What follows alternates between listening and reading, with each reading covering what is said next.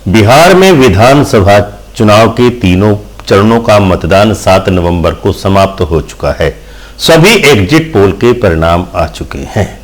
इन परिणामों के बाद आपको क्या लगता है, क्या तेजस्वी मुख्यमंत्री बन पाएंगे या मोदी जी की साख पर जो दांव लगा है वो मोदी जी की साख समाप्त हो जाएगी?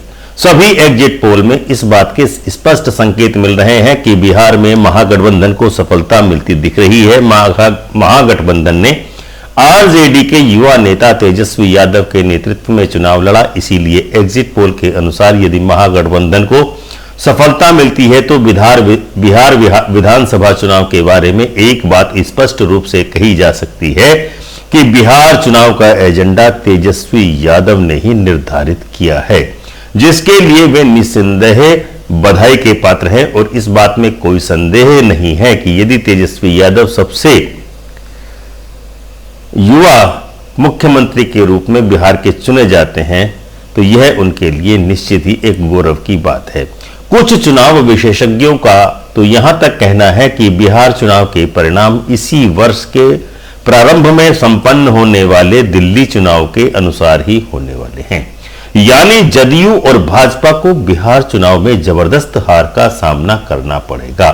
तो क्या दूसरे शब्दों में इस तथ्य को ऐसे भी कहा जा सकता है कि दिल्ली की ही तरह बिहार में एक और केजरीवाल पैदा होने वाला है और प्रधानमंत्री मोदी जी की समस्याएं बढ़ने ही वाली हैं?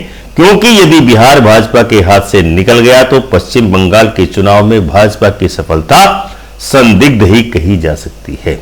दिल्ली तथा बिहार के चुनाव के संदर्भ में न्यूज 24 की एक डिबेट में आरएसएस के जानकार संगीत रागी की टिप्पणी अत्यंत ही महत्वपूर्ण कही जा सकती है। अपनी टिप्पणी में संगीत रागी ने कहा कि चुनाव में एक फंडा काम करता है। वह फंडा यह है कि जो भी चुनाव का एजेंडा सेट करता है, चुनाव भी वही जीतता है। दिल्ली विधानसभा चुनाव में केजरीवाल ने चुनाव का एजेंडा सेट किया और विपक्ष का सूपड़ा साफ कर दिया। बिहार में भी विधानसभा चुनाव का एजेंडा तेजस्वी यादव ने ही सेट किया है, इसलिए उनके जीतने के बारे में कोई संदेह नहीं है। संगीत रागी के इस बयान के कई मायने निकाले जा सकते हैं। संगीत रागी के इस बयान का एक सीधा सा अर्थ यह निकलता है कि भले ही प्रधानमंत्री मोदी जी ने बिहार विधानसभा चुनाव में चुनाव की कमान संभालकर चुनाव प्रचार में अपनी पूरी ताकत झोंक दी हो, किंतु इसको मोदी जी की विफलता ही कहा जाएगा, क्योंकि मोदी जी बिहार चुनाव में चुनाव का एजेंडा सेट करने में पूरी तरह फेल साबित हुए हैं। यानी मोदी जी के चेहरे का जादू लगातार खत्म होता जा रहा है। संगीत रागी के बयान का एक अर्थ यह भी निकलता है कि भाजपा ने भले ही बिहार में स्पष्ट रूप से हार स्वीकार न की हो, लेकिन जिस प्रकार से चिड़ियाघर के तोते ने मोदी जी की बाह पर बैठने से इनकार कर दिया था, ठीक उसी प्रकार से बिहार की जनता या मतदाता ने भाजपा और मोदी की नीतियों को पूरी तरह से नकार कर तेजस्वी यादव के चुनावी एजेंडे को पूरी तरह से आत्मसात कर लिया है। तेजस्वी यादव ने पढ़ाई, कमाई, सिंचाई, दवाई का नारा देकर चुनाव का एजेंडा सेट किया और मोदी जी केवल तेजस्वी के बिछाए चुनावी जाल में ही फंसते चले गए। संगीत रागी के बयान का एक अर्थ यह भी निकलता है कि नीतीश कुमार 15 वर्षों तक शासन करने के बाद सबूत उस समय मिला भी जब चुनाव प्रचार के अंतिम दिन नीतीश कुमार ने चुनावी सभा में यह तक कह दिया कि यह चुनाव उनके जीवन का आखिरी चुनाव है। इतना ही नहीं, मोदी जी भी 2 बार प्रधानमंत्री बन चुके हैं और उनका राजनीतिक कैरियर अब अवसान की तरफ बढ़ रहा है। इतना ही नहीं, अमेरिका में पूर्व राष्ट्रपति ट्रंप भी अब चुनाव हार ही चुके हैं। उनके स्थान पर डेमोक्रेटिक पार्टी के उम्मीदवार जो बिडेन बहुत ही शानदार तरीके से राष्ट्रपति का चुनाव भी जीत चुके हैं। यह भी मोदी जी के लिए एक झटके के रूप में ही देखा जा रहा है, क्योंकि मोदी जी के भक्त कहे जाने वाले लोग एक और जहां ट्रंप की जीत के लिए हवन यज्ञ कर रहे थे तो इतने तक तो ठीक था, लेकिन चुनाव के दौरान प्रधानमंत्री मोदी ने देश के खर्चे पर अमेरिका में हाउडी मोदी कार्यक्रम का आयोजन भी कराया था, जिसे ट्रंप की चुनाव रैली भी कहा जा सकता है, जिसमें मोदी जी ने मंच से यह नारा दिया था कि अब की बार ट्रंप सरकार। उनके द्वारा यह दिया गया नारा भी मोदी जी के गले की हड्डी ही बनने वाला है, क्योंकि ट्रंप के पक्ष में प्रचार करके मोदी जी ने भारतीय मूल के नागरिकों के मतदाताओं को ट्रंप के पक्ष में करने का प्रयास किया था। हालांकि उनका यह प्रयास अचानक से गलत हो गया, क्योंकि ट्रंप के पक्ष में चुनाव प्रचार करते ही उपराष्ट्रपति पद की उम्मीदवार और भारतीय मूल की प्रत्याशी श्रीमती कमला हैरिस के विरुद्ध चुनाव कर बैठे।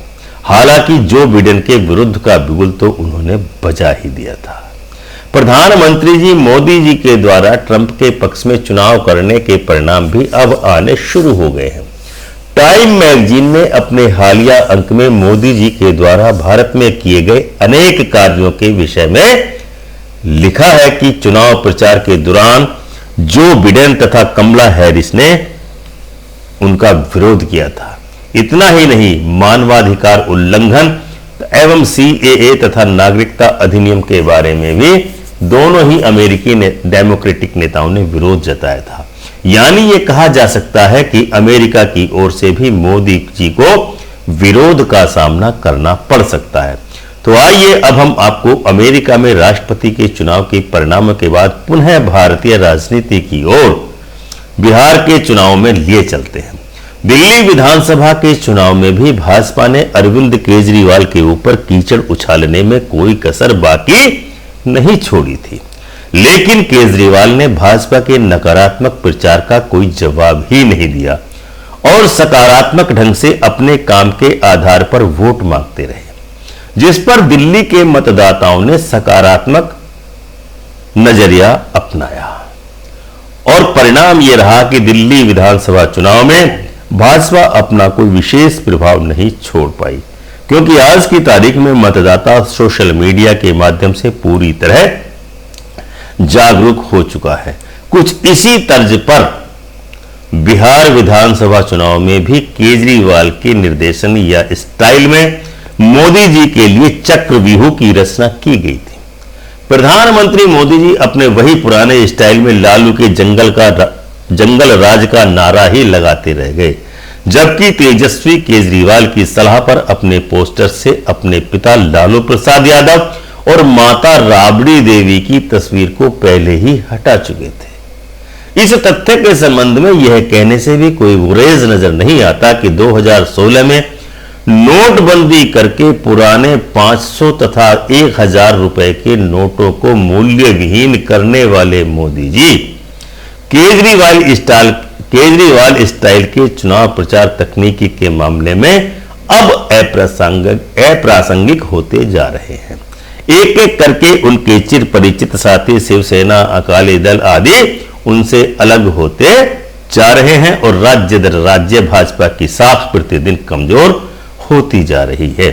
कुल मिलाकर सारांशतः इस निष्कर्ष पर पहुंचा जा सकता है कि चुनाव प्रचार के दौरान दिल्ली के मुख्यमंत्री अरविंद केजरीवाल ने सकारात्मकता की जो मशाल जलाई थी वह अब दैदीप्यमान होती जा रही है और उसके सामने मोदी जी के जादू का रंग अब उतरने लगा है और बिहार की जनता ने कमाई, पढ़ाई, दवाई, सिंचाई जैसे सकारात्मक मुद्दों के आधार पर ही अपना मतदान किया है, जो विभिन्न चैनलों द्वारा दिखाए गए एग्जिट पोल में स्पष्टतः दृष्टिगोचर हो रहा है।